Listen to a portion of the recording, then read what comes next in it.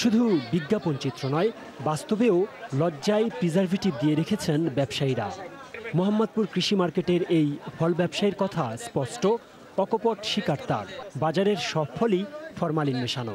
এই টমেটো আমাদের খাওয়া একেবারে হারাম হয়ে গেছে। আনারসগুলি এত একটা খারাপ যেটা বলার বাহুল্য। আরেকটা হলো কাঠল, আমরা 5 সিজনে খাইতে পারি নাই, খাইল মুখে দিলে এটা ফুসকুচাইছে, যেহেতু মেডিসিন দেওয়া। আপনার টিভি হোক আর মিডিয়া হোক আর মিনিস্ট্রি হোক, আইন হোক, কিন্তু আমাকে দিলে এই জিনিসটা আমরা মুক্ত চাই। এই মার্কেটে অভিযান চালায় ভ্রাম্যমাণ আদালত। সঙ্গে গত কদিন ধরে বাজার থেকে আমদানি করা ফলের নমুনা পরীক্ষা করা বিএসটিআই। ফলাফলে দেখা গেছে বাজারে শতভাগ খেজুরই রয়েছে অতিরিক্ত ফরমালিন। সব খেজুরেই পাওয়া যাচ্ছে, তবে কিছু কিছু খেজুরে একটু লিটল বিট ভেরিয়েশন হচ্ছে।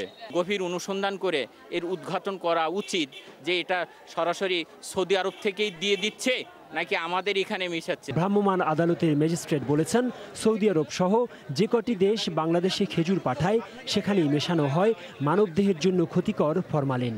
ইনটেক্ট খেজুরগুলো যেগুলো বিদেশ থেকে আসে সেগুলো আমরা টেস্ট করেছি, খোলা খেজুর সেটাও করেছি।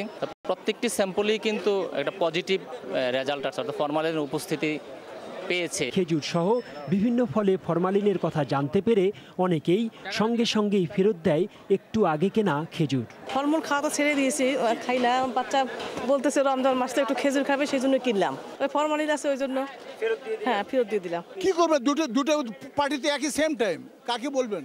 আমাদের বিষ খাওয়াচ্ছে সরকার। হাদিসে খেজুর দিয়ে ইফতার করাকে সুন্নাত বলা হয়েছে। ক্রেতারা বলছেন, এই যদি হয় খেজুরের অবস্থা, তাহলে সুন্নাত পালন করবেন কি করে তারা? মুস্তাফা মল্লিক।